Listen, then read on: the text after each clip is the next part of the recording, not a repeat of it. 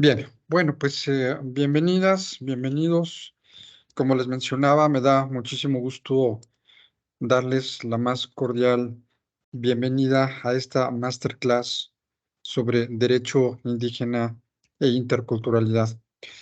A nombre del Instituto Interamericano de Investigación y Docencia en Derechos Humanos, es un privilegio tenerlas a todos, a todas en esta sesión porque es un tema apasionante, es un tema que necesitamos generar una cultura de análisis, de comprensión, de sensibilidad. Y a partir de este momento, este instituto, que es una organización internacional de derechos humanos, va a empezar a generar con Cecilia los proyectos de derecho indígena e interculturalidad, cosa que me da mucho gusto. Y antes de cederle el uso de la voz a nuestra invitada, procederé a dar algunas instrucciones en relación a la carta descriptiva de esta masterclass, diciendo primero que la idea es introducir al derecho indígena desde el contexto mexicano y la ¿No se relación escucha? con...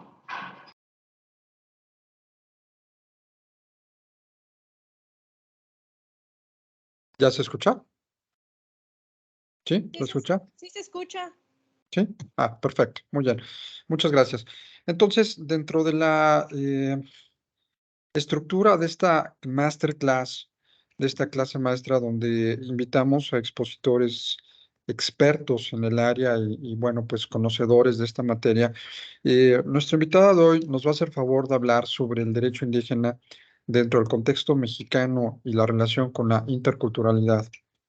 Los objetivos específicos: conocer las diversas formas del derecho colectivo de autonomía, la libre determinación, reconocidas constitucional e internacionalmente; conocer qué es el derecho indígena y sus características; reforzar el ejercicio del derecho indígena y el reconocimiento jurisdiccional estatal; y algunos temas torales de esta plática: el pluralismo jurídico e interculturalidad, derechos colectivos de las comunidades y pueblos indígenas, derecho y jurisdicción indígena, casos mexicanos de derecho indígena. Procederé a dar lectura de nuestra ponente, algunos antecedentes curriculares de Cecilia Valencia Canul, quien nos hace favor de acompañarnos en esta sesión. Es mujer con ascendencia maya y defensora de derechos humanos.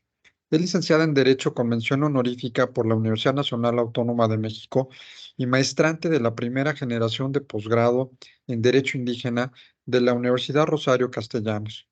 Desde el espacio académico cuenta con diversos cursos, diplomados en temas de derechos humanos, perspectiva de género, humanos de pueblos indígenas y afromexicanos.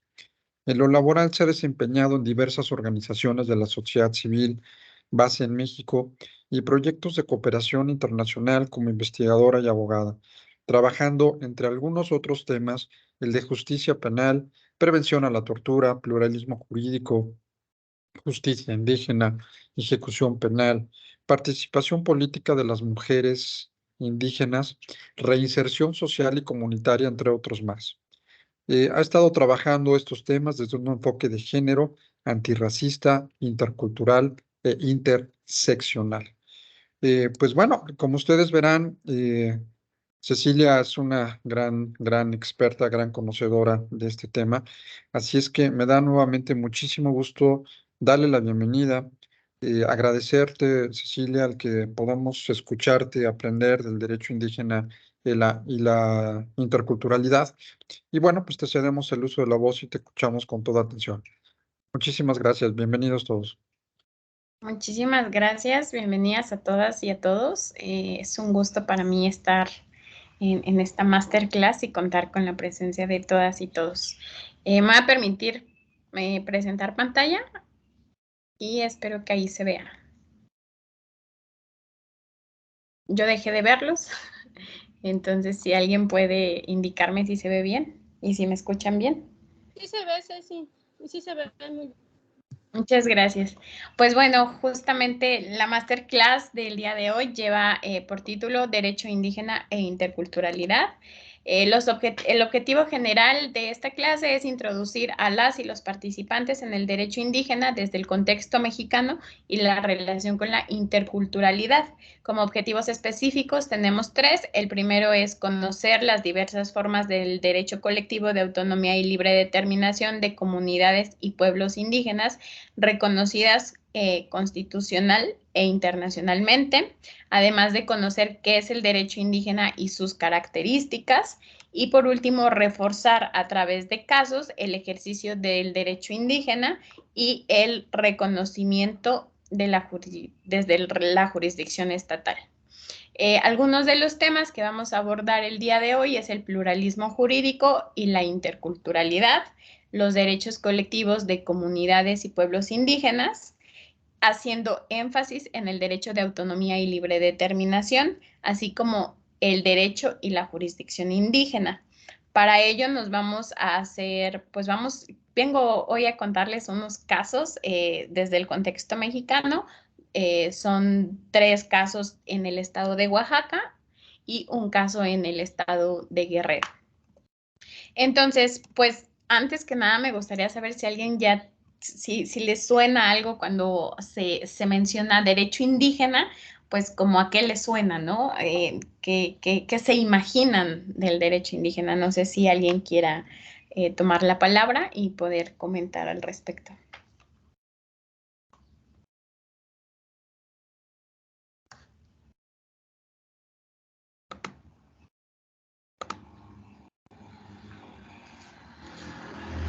Adelante, Susana.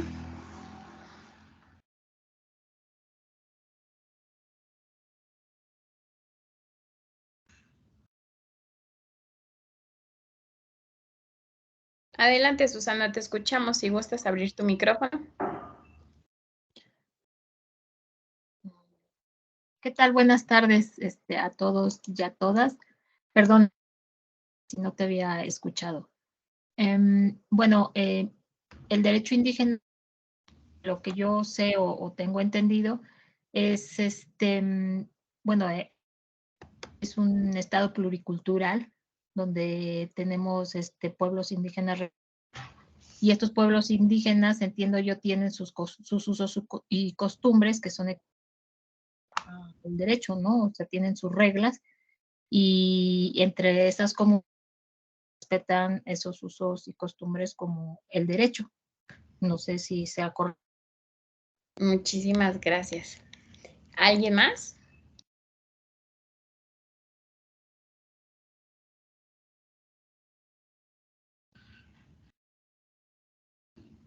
Bueno, si no hay alguien más que desee participar, pues continuamos. Efectivamente, el derecho indígena vamos a partir de un marco legal. El marco legal tanto nacional, que es en el caso específico la Constitución Política de los Estados Unidos Mexicanos, y dentro de en un marco jurídico internacional está el Convenio 169 de la Organización Internacional del Trabajo, así como la Declaración de Naciones Unidas de los Derechos de Pueblos Indígenas y la Declaración Americana de Derechos de Pueblos Indígenas. Además de ello, vamos a contar con un marco jurídico vinculante, que son las sentencias de la Corte Interamericana de Derechos Humanos. Este es un marco legal base, no es limitante, puede haber también opiniones consultivas de la Corte Interamericana, mismas que también son vinculantes, y hay todo un marco nacional local de los estados, ¿no? Y justamente partiendo de el marco legal constitucional, encontramos el artículo 2 que reconoce una composición pluricultural, como bien nos comentaba Susana, que se sustenta originalmente en los pueblos indígenas. ¿Y quiénes son los pueblos indígenas? Pues van a ser el grupo de personas que descienden de poblaciones que estaban en el territorio actual del país antes de la colonización y que conservan sus propias instituciones. Estas instituciones pueden ser sociales, económicas, culturales y políticas. Es importante precisar que estas instituciones pueden ser parte de ellas o en general toda integrada. Y entonces, partiendo de una composición pluricultural, está implícito el pluralismo jurídico. Aquí es importante aclarar que hay un reconocimiento, pero este reconocimiento está implícito dentro de la Constitución Política de los Estados Unidos Mexicanos. Y este pluralismo jurídico, pues, va a reconocer diversos derechos, ¿no? Dentro de la Constitución Política, este artículo también hace referencia a que los pueblos y las comunidades indígenas tienen derecho de autonomía y libre determinación para decidir sobre sus formas de convivencia internas, para la resolución de conflictos, etcétera, lo que se traduce en sistemas normativos internos. El sistema normativo interno es la connotación que se le da desde la academia, pero en muchos pueblos y comunidades indígenas se les nombra usos y costumbres o bien se les nombra desde la propia lengua. Y entonces este sistema normativo interno es lo que va a dar pie al derecho indígena. Me gustaría primero aclarar que se entiende como pluralismo jurídico lo que engloba no solo a la justicia ordinaria, es decir, a la justicia estatal, de la que todas y todos estamos familiarizados, sino también a un régimen especial indígena. Esto, pues, en palabras de Sousa. ¿Y qué es el derecho indígena? Pues González Galván lo define como un conjunto de concepciones y prácticas consuetudinarias orales. Aquí, en esta parte de la oralidad, si bien es como lo más común que se puede encontrar dentro de las comunidades indígenas, que la tradición se transmita de manera oral, también es importante aclarar que en épocas recientes, y por lo menos en el caso del estado de Oaxaca, que es donde he tenido la oportunidad de tener mayor investigación, hay ciertas comunidades donde esta oralidad se está perdiendo desafortunadamente, no solo desde la lengua, sino también la transmisión en español de los usos y costumbres. Entonces, puede ser orales o escritas, va a depender mucho de cada comunidad. Y pues esto organiza la vida interna de los pueblos y comunidades indígenas. Por una organización interna nos referimos no solamente a una organización política o económica, sino también cultural, en cuestiones de educación, cuestiones espirituales, cuestiones rituales. Entonces, es todo lo que abarca la vida de la comunidad. El derecho indígena también va a obedecer a ciertas normas y ciertas características. Este es un concepto muy general, pero es importante recordar que cada comunidad y cada pueblo tiene sus particularidades, ¿no? En cómo se organizan. Hay casos, por ejemplo, Oaxaca es un estado muy diverso en donde la mayoría de los municipios de Oaxaca, de los 512 que son, más de 400 se rigen a través de sistemas normativos internos. Hay 8 regiones en Oaxaca y cada región tiene sus particularidades. Tuve la fortuna de poder acompañar procesos de participación política de mujeres en la región chatina y hacer una investigación para la maestría que estoy cursando en la región mixteca, y realmente los contextos, a pesar de estar en un mismo estado y de ser comunidades y pueblos indígenas, son bastante diversos. No es lo mismo la organización y las formas de elecciones desde los pueblos indígenas chatinos a los pueblos mixtecos, ¿no? Entonces es importante que, si bien hay un concepto general sobre el derecho indígena, cada pueblo y cada comunidad va a tener sus particularidades. Y bueno, aquí empezamos a hablar justamente de cómo se relaciona este derecho indígena y la pluriculturalidad con la interculturalidad. Para Wallace define la interculturalidad como complejas relaciones, negociaciones e intercambios culturales que buscan desarrollar una interacción entre personas, conocimientos y prácticas culturalmente diferentes. Una interacción que reconoce y que parte de asimetrías que limitan la posibilidad que el otro pueda ser considerado como sujeto con identidad y capacidad de actuar. Entonces, la interculturalidad va a ser esta forma en que se relacionan diversas culturas que están inicialmente reconocidas en la Constitución y cómo hacen esta convivencia entre ellas, ¿no? Parte de asimetrías, ¿por qué? Porque históricamente los pueblos y comunidades indígenas de México han sido un grupo vulnerado, ¿no? Ha sido un grupo que se ha colocado históricamente por ciertas condiciones sociales, políticas y económicas en estados de vulnerabilidad. Y bueno, partiendo de la interculturalidad, tenemos diversas perspectivas de la interculturalidad. En este caso son tres: la relacional, que es la manera más básica de una perspectiva intercultural, y general, que es este contacto e intercambio entre culturas. La crítica a esta perspectiva es que se ocultan los conflictos y los contextos de poder. Después viene una perspectiva funcional, que esta abarca el reconocimiento de la diversidad y la diferencia y tiene como objetivo o como meta la inclusión a través de la promoción del diálogo, la convivencia y la tolerancia. Esta perspectiva es funcional al sistema, no toca las causas que generan asimetría y desigualdades sociales y culturales y parte de una nueva lógica multicultural del capitalismo global. Estas dos perspectivas interculturales pues han ido evolucionando a través del tiempo y a través de la investigación es que se llega a una perspectiva intercultural crítica. ¿A qué nos referimos cuando hablamos de una perspectiva intercultural crítica? Es que parte de un problema estructural, colonial y racial. Además de que la diferencia se construye dentro de la matriz colonial. Dentro de esa perspectiva es importante recalcar que ya hay un cuestionamiento como de manera sistemática, ¿no? No solamente se queda como en este intercambio entre culturas o este reconocimiento que puede realizar el Estado, sino también retoma prácticas y cuestiones estructurales que tienen que ver con cuestiones coloniales y raciales, ¿no? Además de reconocer la diferencia y partir de la diferencia para poder tener esta perspectiva.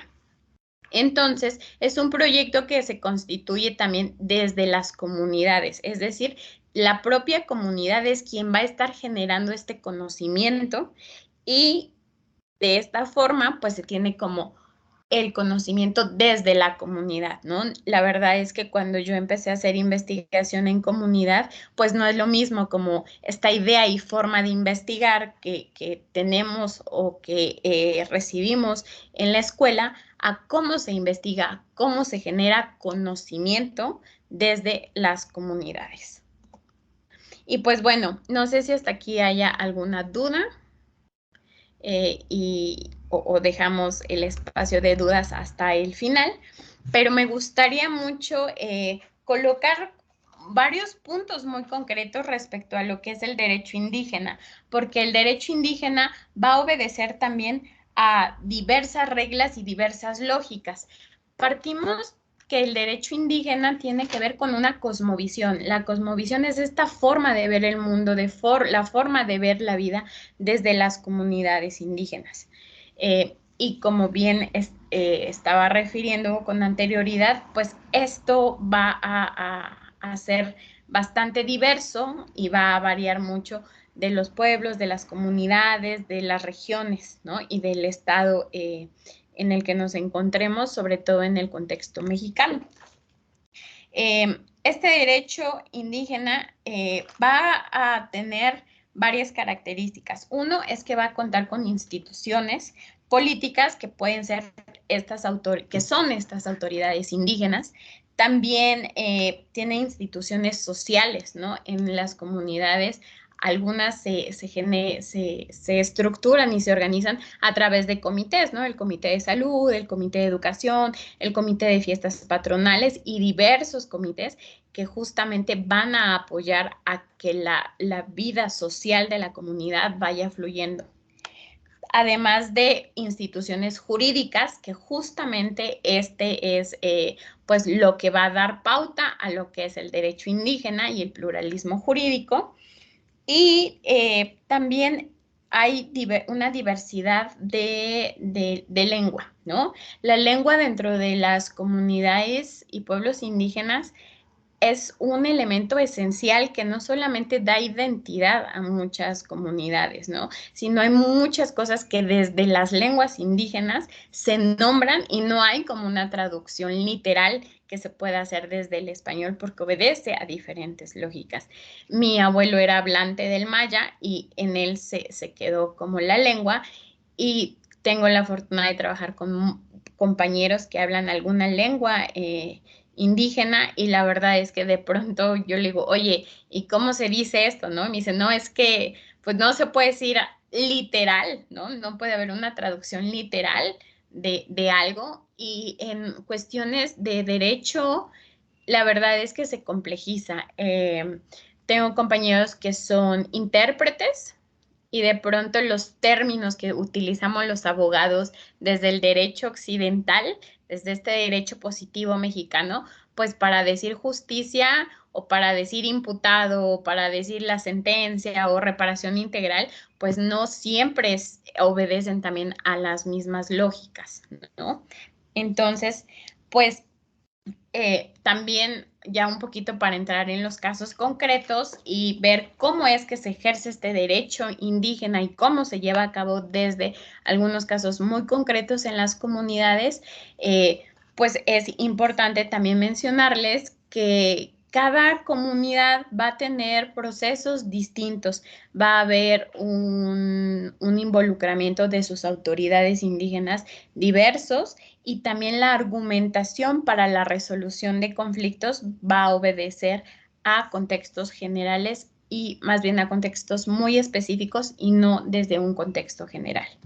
Entonces, partiendo de eso, les voy a presentar algunos casos y algo que me gustaría aclarar es que este derecho indígena tiene su reconocimiento en la autonomía y libre determinación, ¿no? Los pueblos y comunidades indígenas tienen el derecho colectivo de autonomía y libre determinación y esta autonomía y libre determinación tiene muchas aristas, ¿no?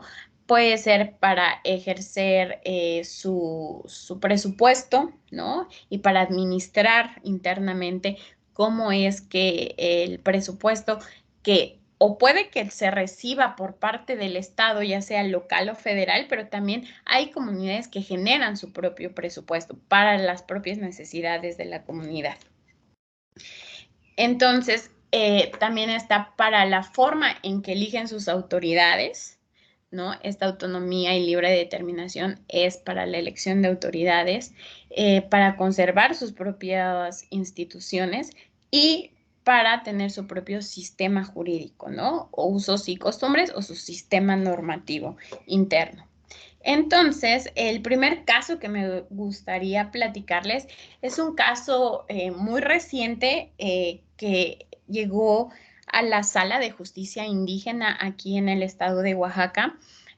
Tuve la fortuna de participar como experta en un amicus curiae y en el desahogo de esta audiencia es en una comunidad se llama Santiago Tlazoyaltepec, la comunidad. Y pues bueno, Santiago Tlazoyaltepec recibe presupuesto federal para, pues ahora sí que todas las necesidades de la comunidad. Es un municipio que se rige por usos y costumbres y en este municipio algo que pues el caso concreto es que hubo un desvío por parte de las autoridades por más de 12 millones de pesos, ¿no? Entonces, se da cuenta la asamblea, la comunidad se da cuenta que hay este desvío de recursos porque dentro de la rendición de cuentas que estaban pidiendo, sobre todo al comité que tenía destinado este presupuesto, pues empieza a haber ciertas irregularidades y al final termina diciendo, ¿sabes qué? Pues no están los 12 millones de pesos, entonces, pues lo que hace la autoridad en este caso, que es el presidente, el síndico y el alcalde, es iniciar un proceso legal interno a través de su sistema de justicia sobre qué iba a pasar con las personas que desviaron los fondos, ¿no? Aquí el caso es bastante curioso porque,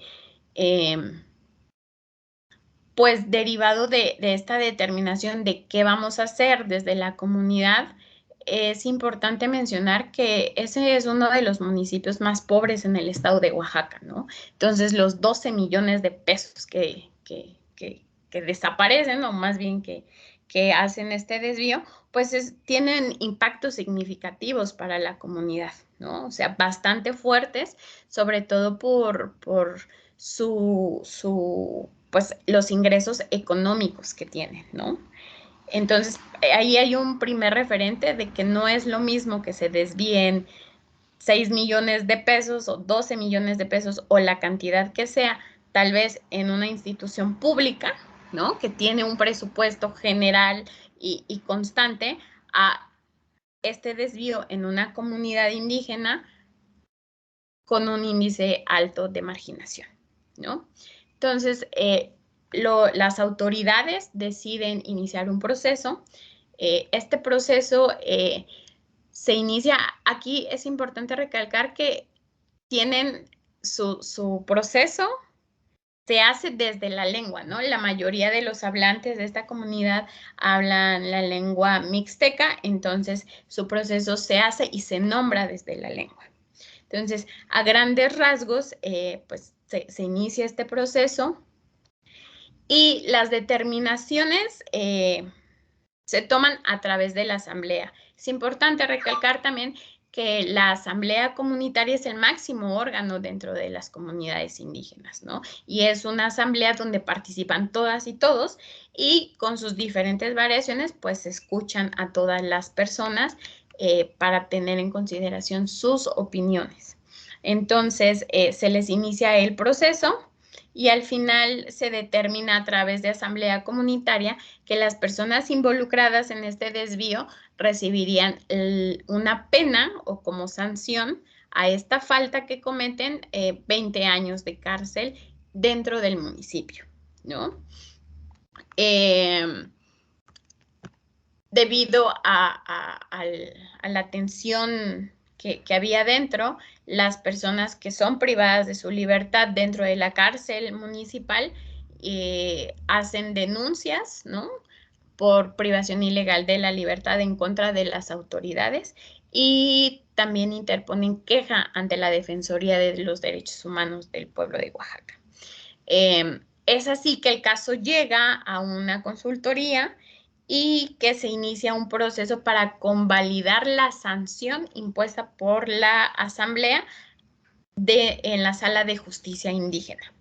Entonces, en este caso, seguimos esperando todavía la sentencia por parte de la Sala de Justicia Indígena, pero este es un caso muy, muy palpable de cómo es el derecho indígena y cómo es la justicia, en este caso, la justicia indígena y la jurisdicción indígena, ¿no? A grandes rasgos, el sistema normativo interno de la comunidad es que siempre se va a velar por un diálogo y encontrar una solución, ¿no?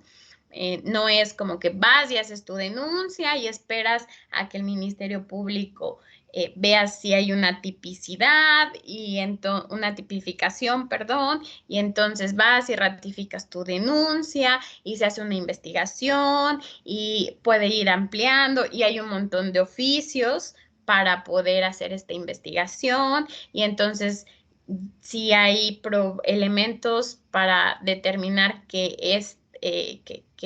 una persona es responsable, pues entonces se va a iniciar un proceso y vas a ir con un juez y no, o sea, esa lógica que yo espero que no, quienes estamos aquí no hayamos tenido que pasar por esos procesos penales, es distinta en la comunidad, ¿no? Aquí hay una afectación a un bien jurídico colectivo.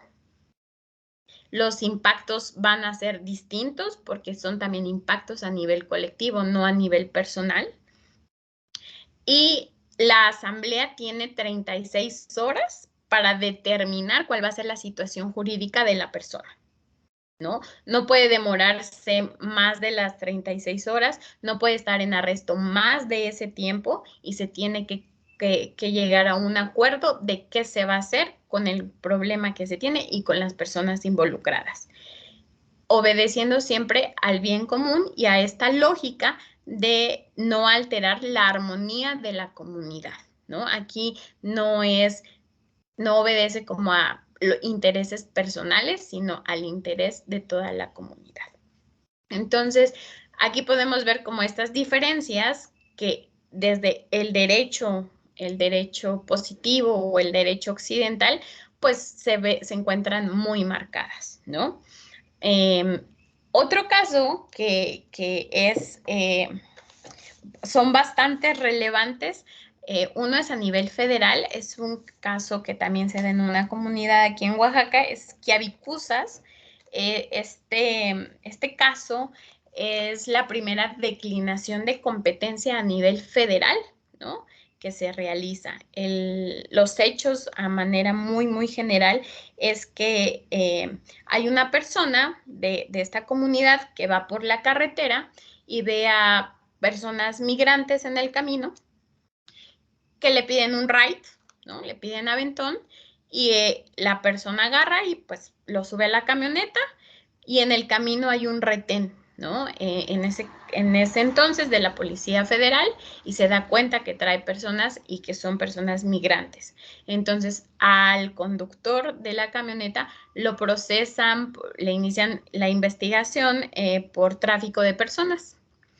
Se inicia la investigación y entonces la comunidad sale a decir, oye, es que desde nuestra visión y desde nuestra comunidad, el que alguien le dé un ride a alguien no solamente no está mal, sino es su obligación, ¿no? O sea, si él no le hubiera dado el ride a las personitas que estaban ahí en el camino, no se hubiera hecho acreedor a una sanción por no darle un ride, ¿no? Nosotros, pues, quienes hemos podido viajar en carretera, pues de pronto vemos a alguien pidiendo ride y por seguridad o por mil cosas, pues no le damos el aventón, ¿no? Pero si estuviéramos o si fuéramos miembros de esta comunidad, nos haríamos acreedores a una sanción. Se inicia todo un proceso, pues legal, ¿no?, para evitar que las personas fueran procesadas por tráfico de personas y que fueran las autoridades de la comunidad quienes juzgaran y quienes decidieran si había o no una sanción, si había o no una falta a la comunidad para poder interponer esta sanción. El caso se atrae por la Suprema Corte de Justicia, se atrae y al final se resuelve, ¿no?, la declinación de competencia, es decir, se va a la jurisdicción indígena. La jurisdicción estatal le dice, ¿sabes qué? Yo no soy competente para conocer de este caso. Quien es competente son las autoridades indígenas. Y la persona queda en libertad y se somete a la jurisdicción indígena, al derecho indígena, y dentro de la propia comunidad se le inicia este proceso. A grandes rasgos, ¿cómo es que acaba este proceso? Pues bueno, las autoridades indígenas, las autoridades comunitarias le dicen, ¿sabes qué? No estuvo mal que tú les dieras el aventón, era tu obligación, pero le pediste para los refrescos y eso está mal porque lo que se hace lo tienes que hacer de corazón, no puedes agarrar y pedirles una retribución porque si tú estuvieras en ese mismo caso, pues también cualquiera te da el aventón y entonces sancionan a la persona por haberle pedido para los refrescos a las personas, ¿no? Con este caso, lo que me gustaría hacer énfasis es que no todas las faltas dentro de las comunidades van a ser delitos desde el derecho positivo. Y también no todos los delitos que están tipificados en nuestro Código Penal o en los códigos penales de los estados van a ser una falta dentro de las comunidades, ¿no? Con esto es otra característica y otra diferencia grande entre el derecho positivo y el derecho indígena. No sé si queda claro, ¿no? O sea, en el caso concreto es si yo pido aventón y no me lo dan, pues no voy a ir con el MP y van a sancionar a la persona por no darme un aventón. Pero si estoy dentro de una comunidad y eso es una obligación y no me dan un aventón, entonces sí voy a recibir una sanción, ¿no? Entonces, aquí es otra diferencia de cómo se obedecen a lógicas y a organizaciones y a contextos sociales distintos y variados desde el derecho indígena. Y pues el otro caso que quiero comentarles es un caso igual aquí en Oaxaca. La verdad es que sin romantizar a Oaxaca y sin romantizar como un montón de cosas, y más bien porque es el estado en el que yo actualmente me encuentro radicando y en el que he tenido como mayor contacto, es un estado que tiene como muchos casos, ¿no? Y hay como ciertos precedentes que ayudan a que abonan al pluralismo jurídico y que abonan al reconocimiento de la jurisdicción indígena, que abonan a este reconocimiento también del derecho indígena. El caso que les quiero comentar es de Suchixtlahuaca, aquí en el estado de Oaxaca. Muy, muy general es que hay dentro de esta comunidad hay un espacio que pues es cuidado por la comunidad, ¿no? No se puede pastar ahí, no se puede talar, no nada, es un espacio que está cuidado por la comunidad y hay una persona que saca a pastar a sus chivos, ¿no? Y entonces empiezan a comer en este espacio que pues está cuidado, ¿no?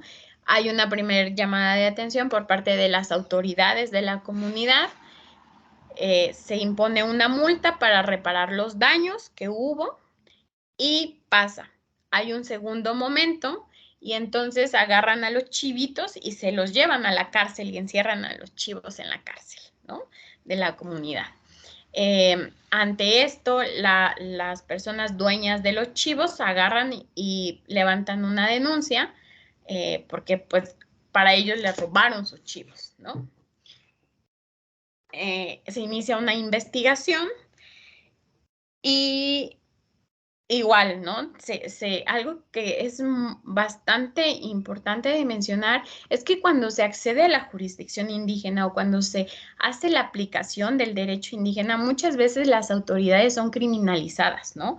Con la iniciación de carpetas de investigación o quejas ante comisiones estatales de derechos humanos, ¿no? Entonces, esta criminalización de las autoridades, pues está plagada también como de un racismo institucional, de cuestiones de discriminación, ¿no?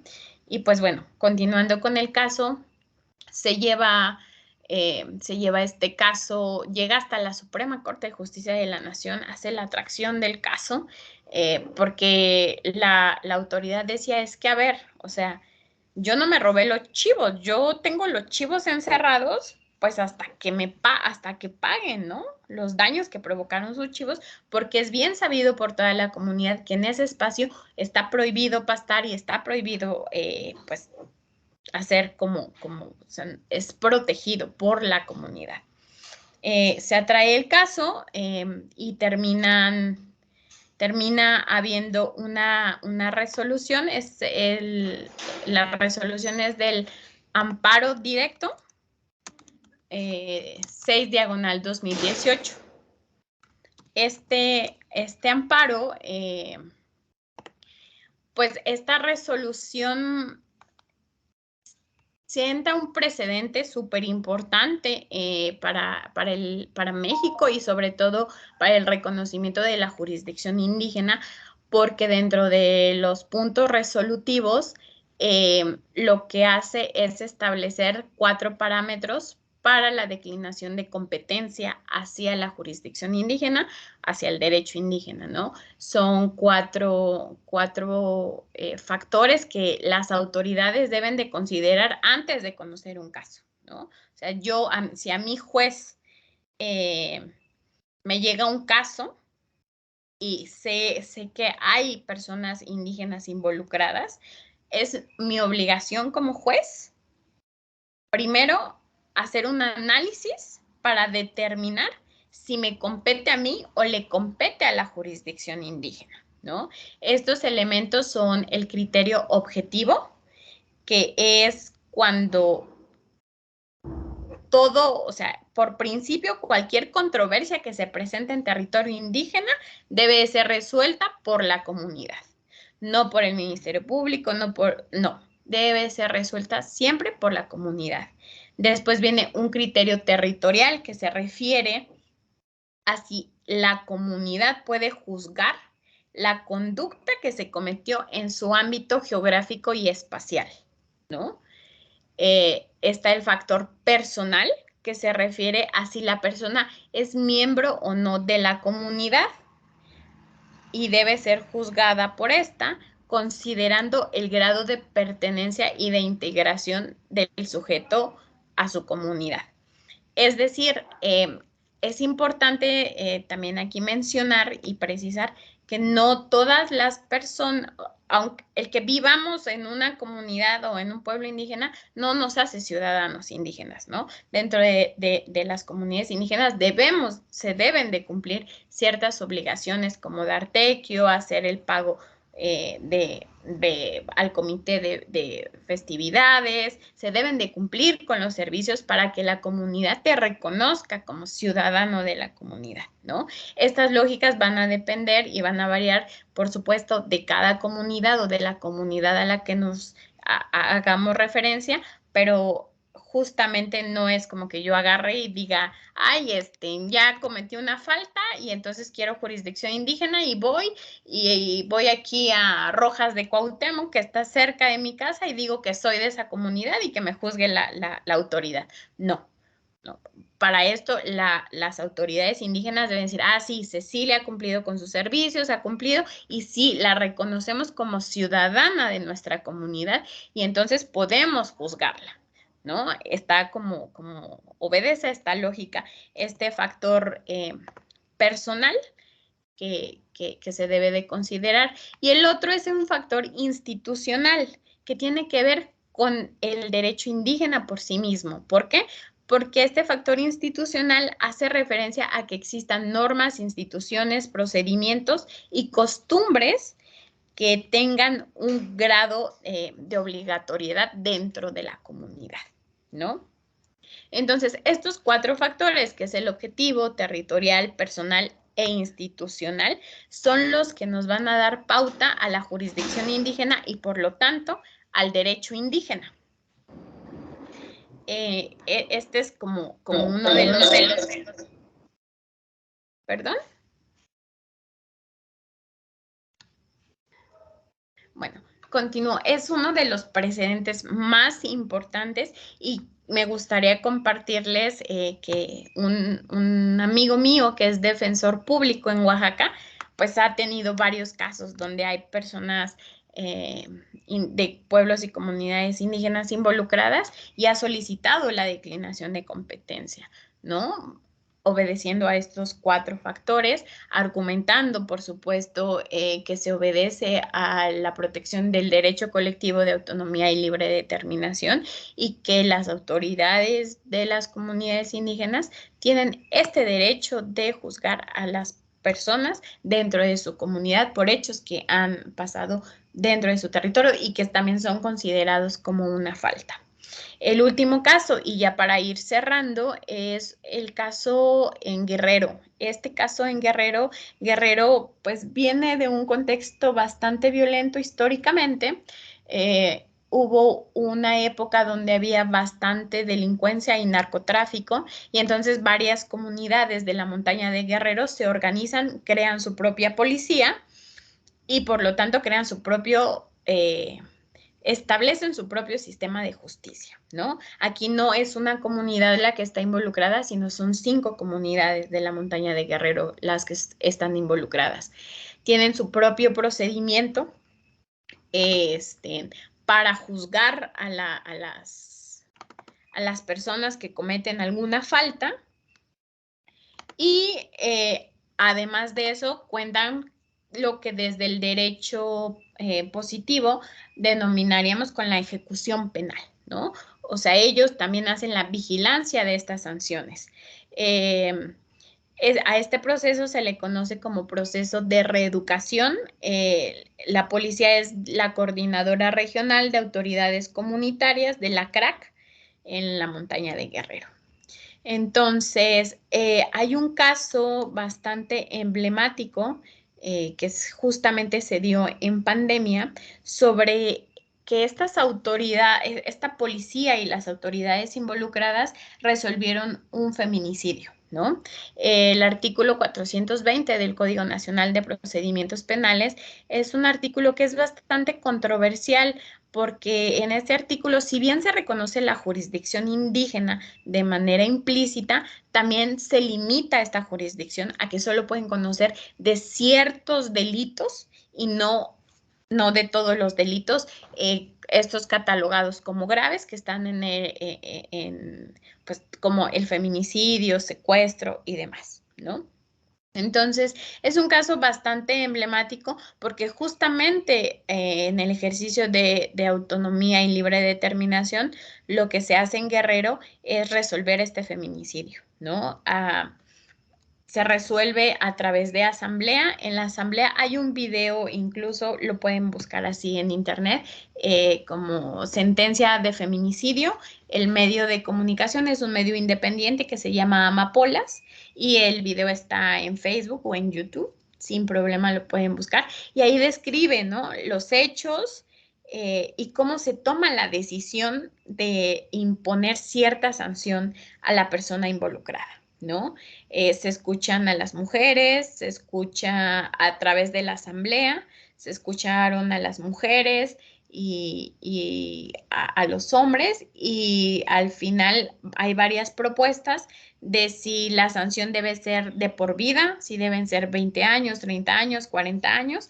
La decisión se toma por asamblea a mano alzada, es decir, se dice quién vota porque sea vitalicia, se alza la mano, quién vota porque sea 20 años o 40 años, y de igual manera se alza la mano. Y después de todo este proceso, empieza este proceso de reeducación, ¿no?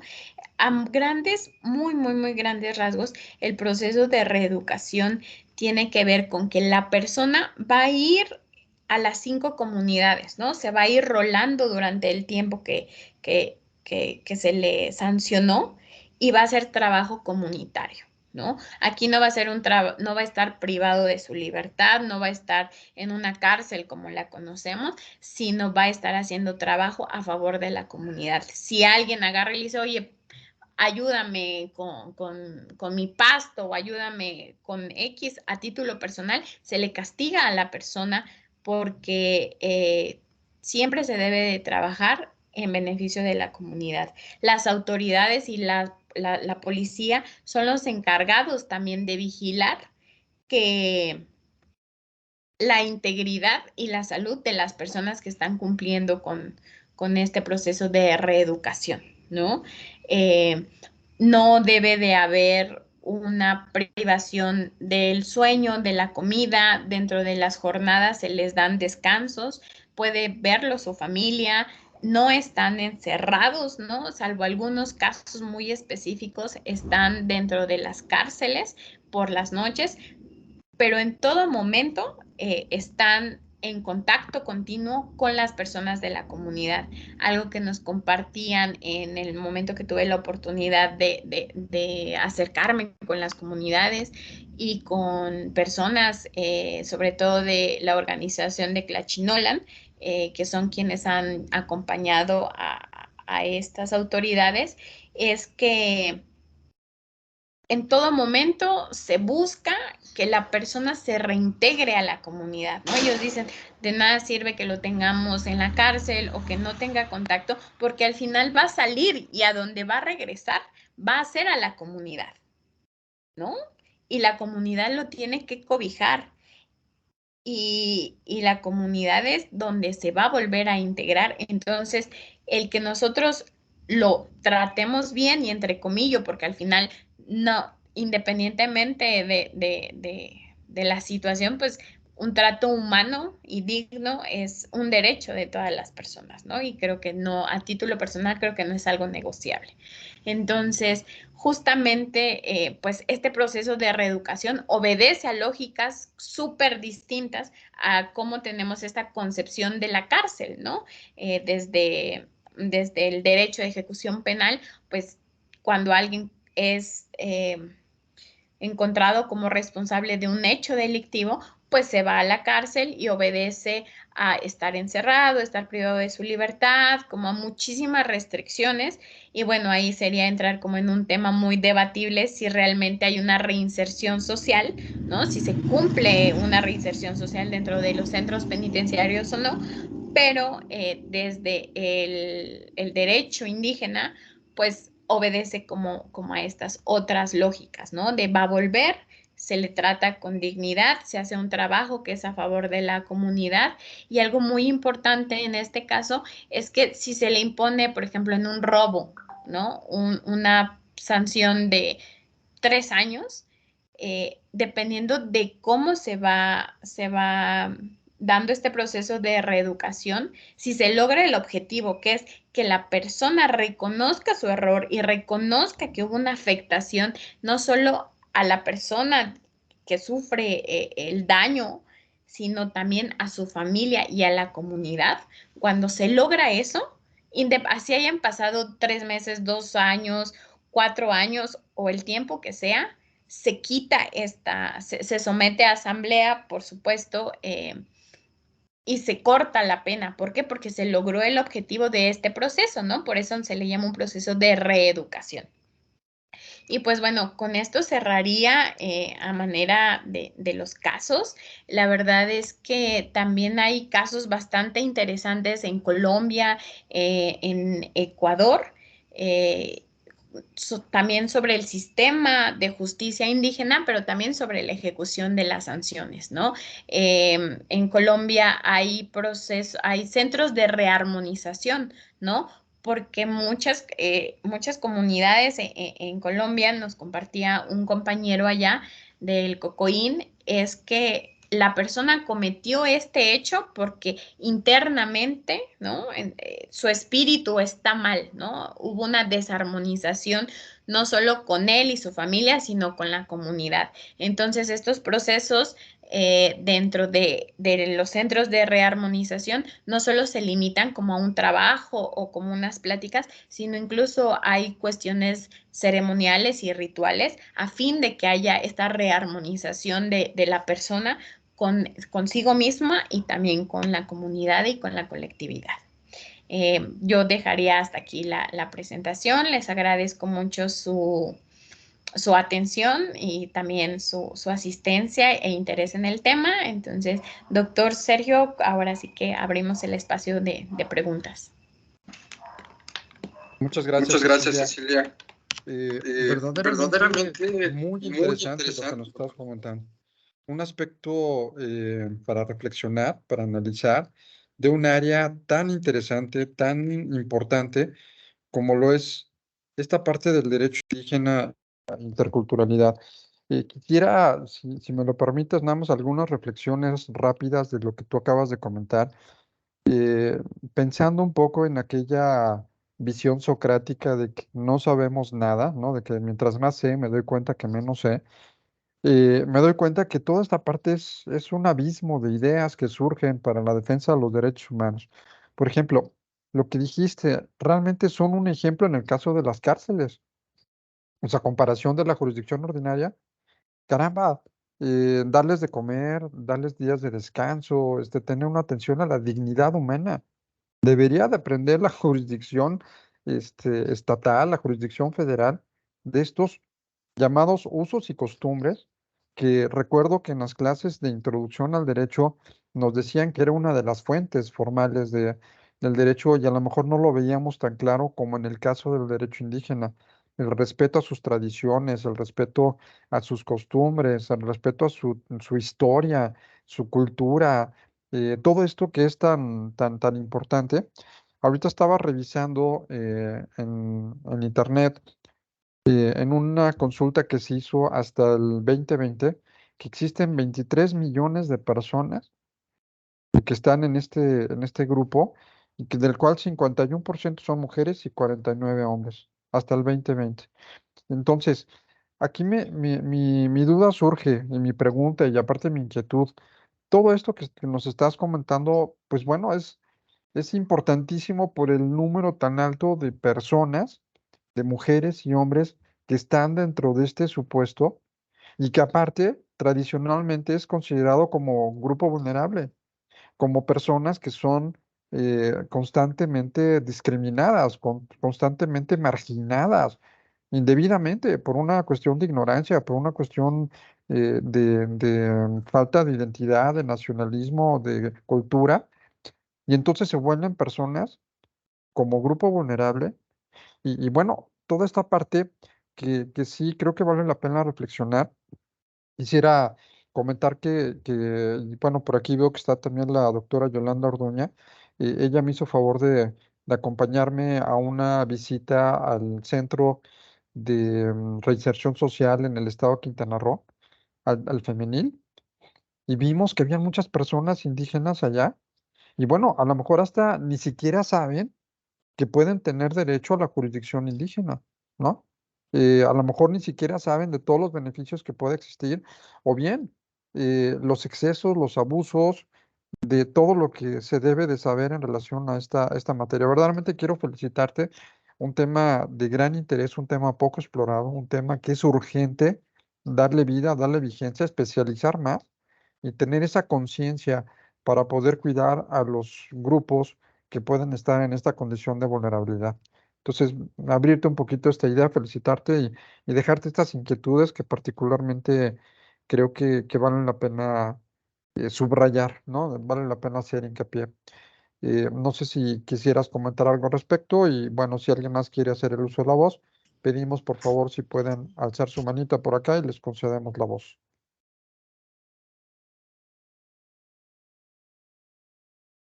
Si alguien quisiera aportar Pues, algo, ajá, adelante. recuperamos como algunas participaciones o dudas y Ajá, ya después doy. perfecto, muy bien. Margarita, adelante, por favor. Margarita Tun. Buenas noches, tardes. Mira, antes que nada, igualmente felicitar a la maestra Cecilia porque pues es un tema muy interesante y sobre todo volver a recordar de que existen nuestros usos y costumbres en nuestra comunidad. Y bien, ella lo comentó que se está perdiendo, ¿no? Y le quería hacer esta pregunta, ¿por qué considera o cómo ha observado que se está perdiendo estos usos y costumbres? No sé si ella me la podría responder.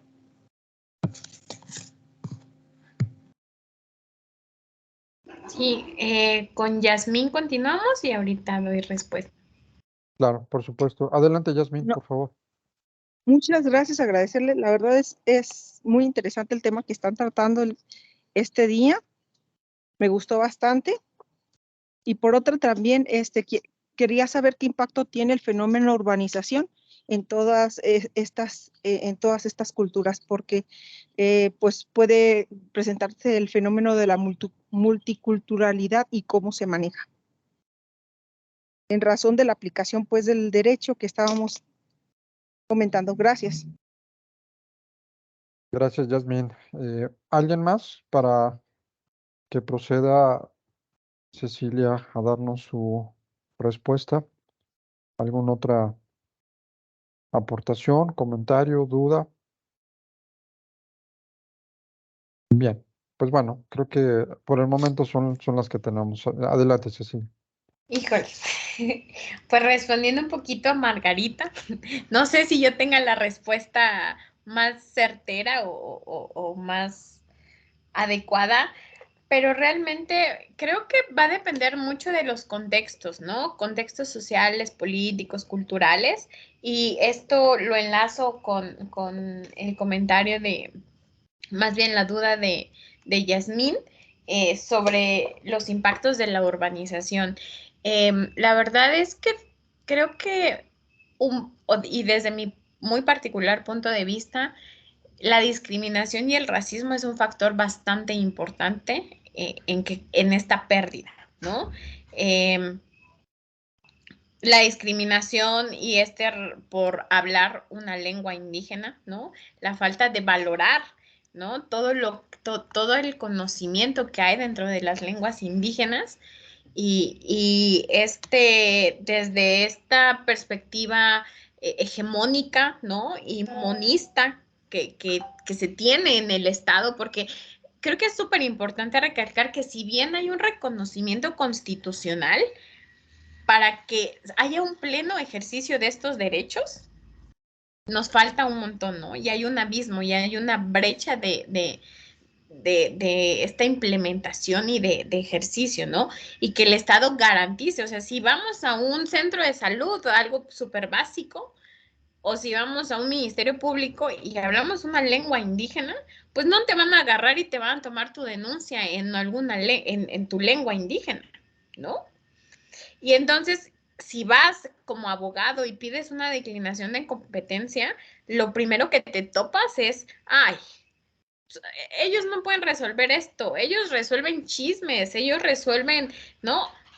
Así minimizando los conocimientos y las capacidades de las autoridades y de los pueblos y las comunidades indígenas. Entonces, creo que mucho de esta discriminación y mucho de este racismo institucional y también el racismo interiorizado que todas y todos tenemos, porque al final estamos en una sociedad donde se normaliza este racismo y se discrimina y lo hemos hecho todas y todos quizá en algún momento, ¿no? Tal vez no con acciones, pero mínimo lo hemos pensado. O sea, esto orilla, ¿no? Y empieza a forzar a que se deje de usar la lengua, a que se deje esta criminalización de las autoridades, ¿no? O sea, en el caso de Santiago Tlazoyaltepec, apenas tuve oportunidad de ir a la comunidad y me decía el presidente de la mesa de debates, ¿no? Oiga, ya me da miedo ir a Oaxaca porque no sé si tengo orden de aprehensión o no, porque las personas siguen en la cárcel municipal, ¿no?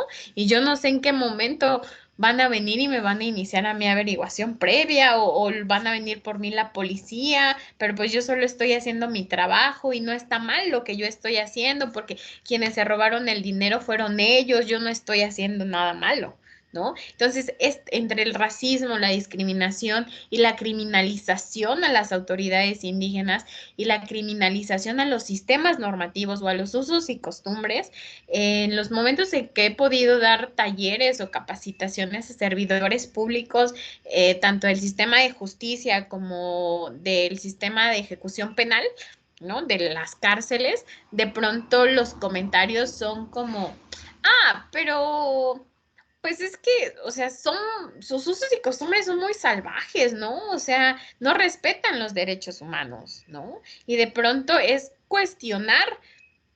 o cuestionarles, bueno, también los derechos humanos están eh, pensados y contemplados desde una lógica occidental y desde una lógica eurocentrista. No vas a una comunidad, o sea, por ejemplo, los derechos humanos, la naturaleza tiene derechos humanos en los pueblos y las comunidades indígenas. Y es algo que no se tiene, ¿no? Desde una visión occidental o desde un derecho positivo. Y que estos derechos humanos de la naturaleza pues también obedecen como a un montón de lógicas e intereses económicos, ¿no? Y políticos. Entonces, también es como, a ver, regrésate y pregunta desde las comunidades y pueblos indígenas, ¿cuáles son tus derechos humanos? ¿Qué consideras como derechos humanos, no? ¿Cómo creas este conocimiento del derecho desde estas visiones? Entonces, pues respondiendo un poquito, la pregunta es, a Margarita es eso, ¿no? Se está perdiendo por una cuestión de discriminación, de criminalización y de racismo, ¿no? Creo que es muy importante cuestionarnos y poder identificar y ser autocríticos, ¿no? Desde los lugares en los que estamos, de decir, lo que estoy haciendo tiene un sesgo racial, tiene un sesgo discriminatorio, desde dónde estoy actuando, por qué estoy actuando de esta manera, por qué minimizo esto, ¿no? O por qué no converjo con esto. Y esto solamente hablando como desde una cuestión de resolución de conflictos y sanciones, ¿no? Porque si nos vamos a esta cuestión de elección de autoridades o participación política de las mujeres y la paridad de género y como todas estas cuestiones, también obedecen a lógicas muy distintas, ¿no? A mí en lo personal, cuando me tocó estar en temas de participación política de mujeres indígenas, yo venía con una educación de feminismo súper occidental, ¿no? O sea, súper, yo decía, no, sí, tienen que participar y esto, ¿no?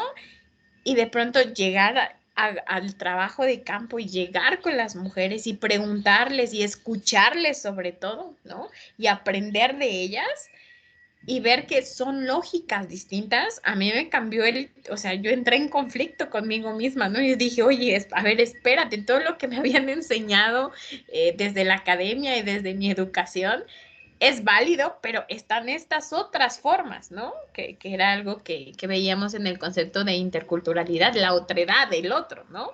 Y es igual de válido.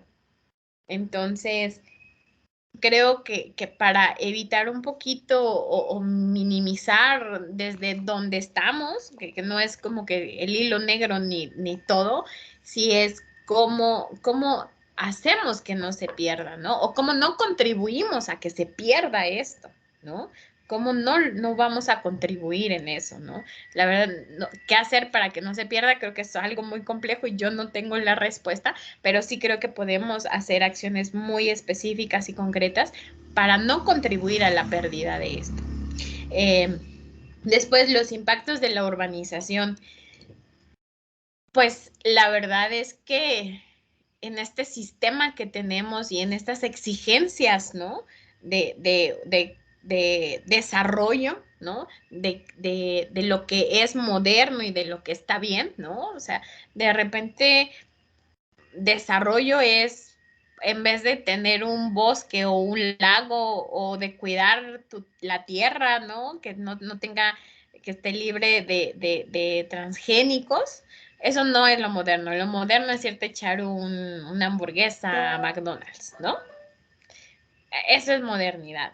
O eso te hace más ciudadano o más persona, ¿no? O sea, y al final, insisto, ¿no? Volvemos como a estos sesgos y estas lógicas occidentales que al final las vamos apropiando, ¿no? La verdad es que yo creo que si no hubiera entrado a la maestría en Derecho Indígena, yo no sería la persona que soy hoy porque obedece o tuve que cuestionarme y replantearme muchas cosas, ¿no? Que yo venía repitiendo y haciendo.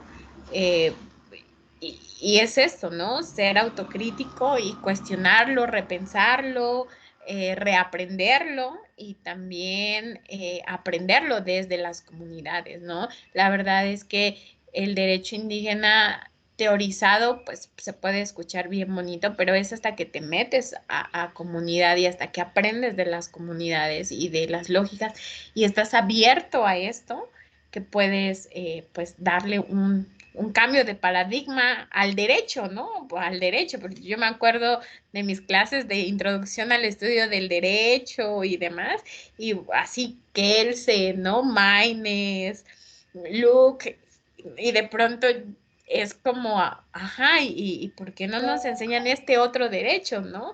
Este derecho con otras formas de argumentar, otras lógicas, ¿no? O sea, ¿por qué no? ¿Por qué no se enseña? Y pues así como ya para cerrar, de estos ejemplos que mencionaba sobre el sistema, lo que llamaríamos de ejecución penal o la justicia, ¿no? La verdad es que tampoco se trata de romantizar, ¿no? A las comunidades y los pueblos indígenas. Hay cosas muy acertadas y quizá habrá algunas otras que no lo sean. Eso creo que al final no nos toca cuestionarlo a nosotros, sino se debe de cuestionar desde las propias comunidades, ¿no? Yo sí creo, soy muy respetuosa como de esta parte de que es quien se lo tiene que cuestionar, pues son las propias comunidades atendiendo a sus propios procesos y no nosotros ir y decir, oye, ¿y por qué estás haciendo y por qué lo haces? No, ¿no? O sea, tienen sus contextos y son ellos quienes en determinado momento lo deben de cuestionar. Me gustaría compartirles que cuando estuve en la región chatina, justamente trabajando participación política, que ese trabajo se dio, ese proyecto se dio por esta exigencia de la paridad de género, ¿no? Dentro de las autoridades indígenas o comunitarias, y entonces hay comunidades que dicen, híjole, no, no, u otras dicen sí, ¿no? Hay como mucha, o sea, es bastante, pues no debatible, pero sí hay muchas opiniones, ¿no? Entonces, cuando yo llego a la región chatina, con el pueblo chatino y con las mujeres chatinas, de pronto me decían, es que, ¿sabe qué? Pues nuestra lógica, nuestra forma de pensar es esta, ¿no? En una comunidad decían, históricamente el bastón de mando siempre es tocado por los hombres y la copalera solamente la tocan las mujeres. Y entonces si llega a haber una presidenta, ¿qué va a pasar? ¿No? O sea, ¿qué va a pasar? Y no lo hemos cuestionado, ¿no? Nos decían, Lick, nosotros no lo hemos cuestionado, ¿no? ¿Qué va a pasar? Entonces, ¿sería lo mismo? Habría que cambiar esta cuestión, que también es una cuestión ritual, ¿no? No sabemos todavía qué vamos a hacer, pero sabemos que estamos caminando para integrar a las mujeres y cuando llegue eso, entonces vamos a ver qué hacemos. No tenemos ahorita la respuesta, pero ya lo estamos pensando. Entonces, justamente, ¿no? Nosotros no tenemos que llegar y cuestionarles. Son las propias personas quienes se van a ir cuestionando y quienes tienen que resolver y quienes van a encontrar las respuestas, porque al final son ellas quienes saben cómo funciona su organización, cómo funciona la comunidad, cómo funciona todo de manera interna, ¿no? Y son ellos quienes tienen que resolver, porque nadie tiene respuestas absolutas, ¿no? Y tampoco vamos, o sea, llegar y decir, lo tienes que hacer de esta manera, pues creo que es violentar, ¿no? Y transgredir, pues su autonomía, su libre determinación, su identidad y un montón de procesos desde las comunidades. Y con eso lo dejaría ahí. Muchísimas gracias, Cecilia. De hecho, qué interesante esta parte del eurocentrismo que comentabas con esta visión de derechos humanos, porque una gran tarea es efectivamente tropicalizar y más en el aspecto de las culturas indígenas. Hay una gran labor por hacer allí. Ahorita, por ejemplo, estamos hablando de el acceso del derecho humano a las nuevas tecnologías, ¿no? Entonces, bueno, pues es que obviamente tenemos que irnos al lugar, a la región, al contexto, la época, las condiciones, las circunstancias. Y efectivamente traemos mucho esa visión occidental, como tú mencionabas. Lorena Paula, adelante, por favor. Sí, bueno, solamente quería hacer algunos comentarios. Muchas gracias por la clase, estuvo excelente, creo que complementó mucho, ¿no? Como la parte teórica con la parte de experiencia de la experta. Me gustó mucho y nada más me gustaría como algunos comentarios, ¿no? Con respecto a lo que menciona de la importancia de reconocer la participación del racismo, ¿no? En la desaparición o la invisibilización tal vez de estos sistemas normativos, ¿no? Porque justo este término que se ha adoptado en las comunidades de usos y costumbres es como bien interesante porque es como el término de indígenas, ¿no? En algunos casos el término indígena lo hemos tomado y lo hemos reivindicado, ¿no? Y lo podemos usar como un término de identidad para reivindicado. Y me parece que en las comunidades algo similar sucede, ¿no? Cuando se hablan de usos y costumbres, están hablando de la ley. O sea, es como, son esas normas, ¿no? Pero cuando se utiliza fuera de las comunidades, lo que yo he escuchado es que hay un uso diferente, ¿no? Se habla de usos y costumbres como si fuera algo que no tiene la misma validez que, no sé, el sistema de partición de justicia estadual y demás. Y me parece que esto también es esta forma de discriminar, ¿no? Y a las instituciones y de hacerlas ver como que no son instituciones, que son solamente eso, tradiciones, algo que se acostumbra a hacer, o usos, ¿no? Y algo que no es normativo, simplemente se acostumbra a la gente a hacer. Y nos podemos dar cuenta de que sí existe esta discriminación porque sí se habla de usos y costumbres de pueblos originarios, pero no se habla de usos y costumbres de los sistemas estaduales, ¿no? Y es ahí cuando podemos identificar este uso diferente del término. Y coincido sin duda con la maestra de que tendríamos que estar generando, ¿no? Estos enfoques críticos que tenemos, incluso si somos parte de la comunidad, ¿no? Que tanto esta urbanización que empieza por lo físico, lo material, está generando cambios también dentro de la comunidad, ¿no? Que tanto amenaza estos sistemas normativos. Y bueno, nada más sería ese comentario. Muchas gracias por la clase. No sé si quieras hacer algún comentario ahorita o le damos el uso de la voz a Margarita, que creo que tiene también alzada la voz, la mano. Adelante, Margarita, Margarita. Margarita, te escuchamos. No, igual, argumentar un poquito lo que decía la compañera Lorena, ¿no? Sí, de hecho, por la discriminación y todo, porque de antes me acuerdo que yo le preguntaba a mi mamá cómo se hacía justicia en mi comunidad. Entonces ella decía, por ejemplo, si tú robaste algo, ¿qué es lo que hacen? Te dan a cargar como latas en la espalda o te lo amarraban en la barriga y tú andabas en las calles donde, pues obviamente que cuando vais caminando había un sonido, ¿no? Entonces cuando te salían a ver, es más, como que tengas vergüenza de que te salgan a ver las personas para que no vuelvas a cometer ese delito, ¿no? Sin embargo, actualmente ya, pues sí, por eso ya no se respeta mucho lo que es hacer justicia en la comunidad, ¿no? De hecho, las personas prefieren ir al Ministerio Público donde se les vulnera todos sus derechos. Desde que llegan a declarar, las personas responsables no les interesa si hablas una lengua indígena, si vienes de una comunidad. Ellos te toman la declaración. ¿Y ahora qué es lo que está pasando? Que, por ejemplo, en Campeche llega lo que es el expediente y ven que no tuviste un intérprete, regresan la carpeta donde en el municipio que salió y te requieren empezar de nuevo y contar con el intérprete. A veces llegas hasta en un juicio oral donde la persona dice que no habla ninguna lengua indígena.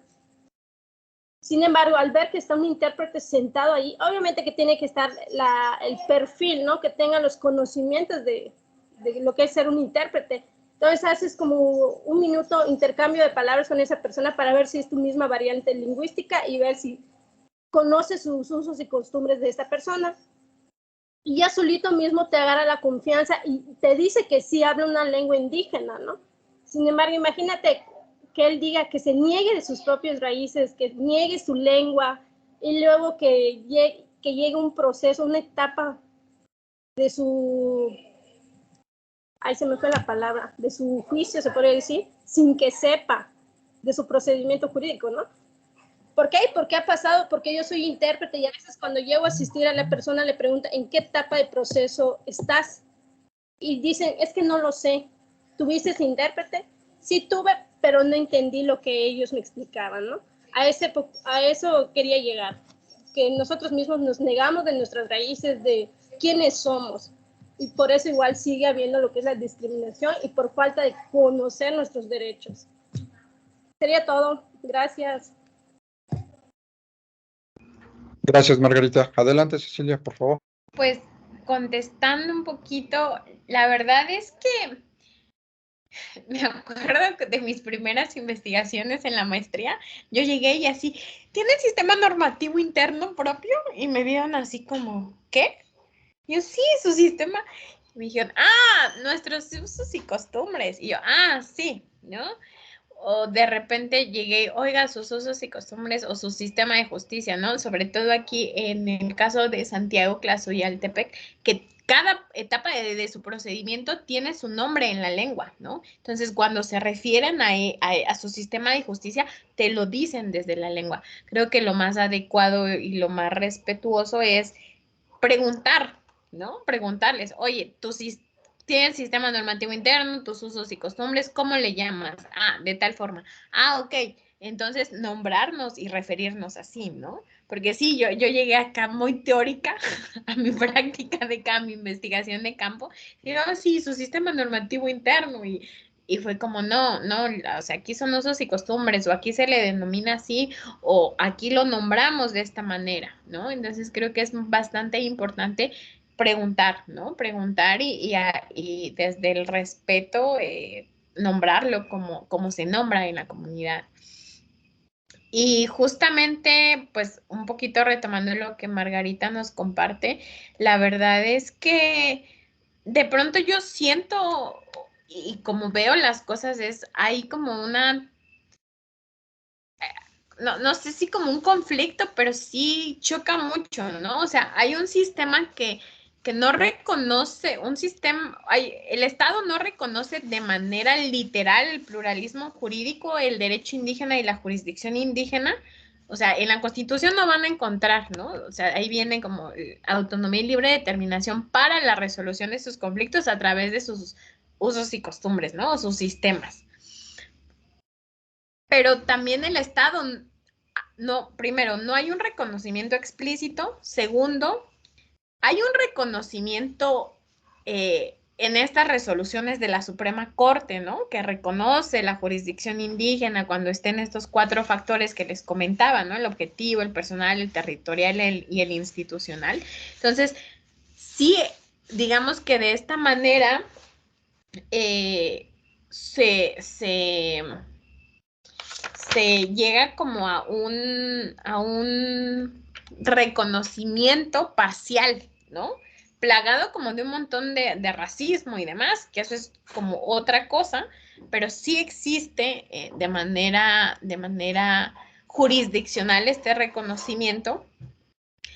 Pero además, cuando accedes a la justicia estatal, el Estado no tiene las políticas públicas ni garantiza que una persona indígena pueda acceder plenamente a la jurisdicción del Estado. ¿Por qué? Por falta de intérpretes, por cuestión, o sea, Oaxaca, si yo quisiera ir a la región costa, ¿no? O al Istmo en Oaxaca, a Huautla de Jiménez son 10 horas desde la capital, ¿no? Entonces, imagínense que alguien accede a la jurisdicción estatal y tiene que viajar 10 horas con todas las implicaciones que hay, ¿no? Y eso solamente como en un proceso penal, porque si hablamos de la ejecución de sanciones, las cárceles de entrada no están diseñadas para respetar derechos humanos de las personas y menos cuentan con un enfoque intercultural, ¿no? O sea, si alguien va y le dice, ¿sabes qué? Necesito que ingresar mezcal o mi medicina tradicional. Los custodios no te van a decir, ay, sí, pásale. No, está prohibido. No, es alcohol. No, pero ¿por qué no? Pues hay paracetamol. Entonces, al final, el Estado está siendo deficiente en garantizar, primero, en reconocer la jurisdicción y el derecho indígena y además en tener políticas públicas diferenciadas con enfoques antirracistas e interculturales. Y entonces termina siendo una reproducción de un sistema que sigue vulnerando y colocando en estado de vulnerabilidad a las personas indígenas, ¿no? Y con todas las implicaciones. Entonces, de pronto, yo lo veo así como una estira y afloja, ¿no? No te doy reconocimiento de jurisdicción, pero tampoco te doy todas las facilidades que necesitas y que se requieren como en políticas públicas para acceder a la jurisdicción estatal. Y entonces se termina en una lucha jurídica, ¿no? En tener que hacer un desgaste en un proceso jurídico, ¿no?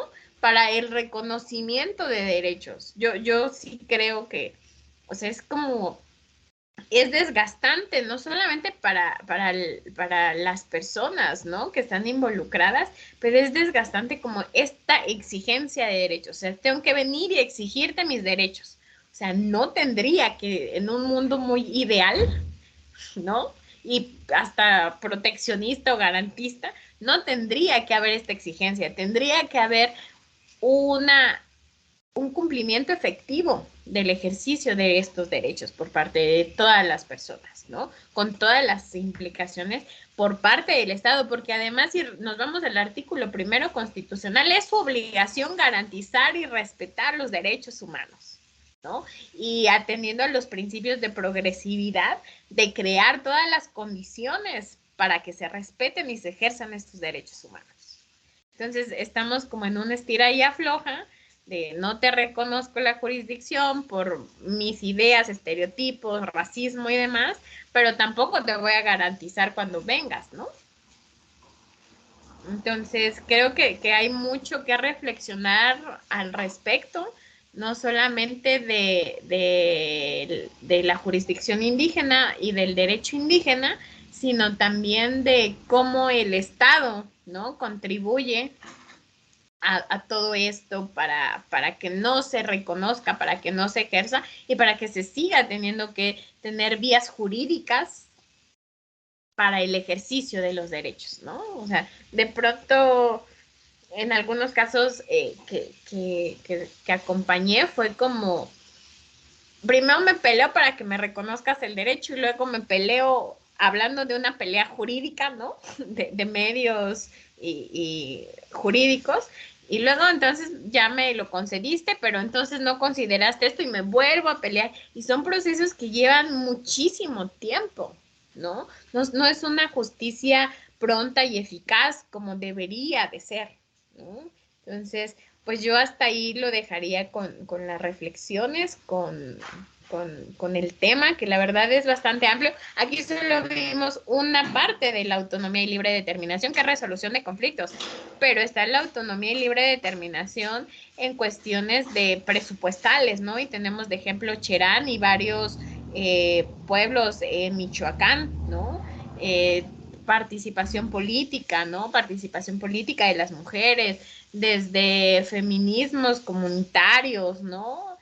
Feminismos indígenas, que la verdad no soy experta en el tema, pero es como, o sea, hay una amplia gama de autonomías, ¿no? Esta autonomía y libre determinación en cuestiones territoriales, ¿no? Con los megaproyectos y los derechos involucrados de la consulta, ¿no? Previa, libre, informada, o sea, realmente es muy amplio y muy vasto y bastante complejo, ¿no? Y los contextos particulares complejizan aún más, ¿no? Entonces yo lo dejaría pues hasta aquí. De verdad, muchísimas gracias por la consideración, por su participación y su interés en el tema. Muchísimas felicidades, Cecilia. Verdaderamente una clase magistral. Nos abriste el panorama de una manera muy interesante. Nos motivaste, porque creo que eso es un factor fundamental para seguir haciendo más cosas, inclusive para las personas que se conectaron ya poquito después de la presentación. Le hicimos la invitación formal a Cecilia por parte del instituto para empezar a realizar proyectos de manera permanente en derecho indígena e interculturalidad. Así es que este es el primer proyecto de espero que muchos que vamos a realizar, de todo lo que hay que aprender, todo lo que hay que hacer, los pronunciamientos que tengamos que hacer, tocar las puertas necesarias para acabar con estas injusticias y sobre todo aprender más de nuestra cultura, de nuestra historia, de nuestras tradiciones, de esos usos y costumbres que es parte de un intangible cultural de nuestro país que debemos aquilatar. Así es que, pues, muchas felicidades nuevamente, Cecilia. Muchísimas gracias a todos, a todas quienes nos hicieron favor de acompañarnos en esta sesión.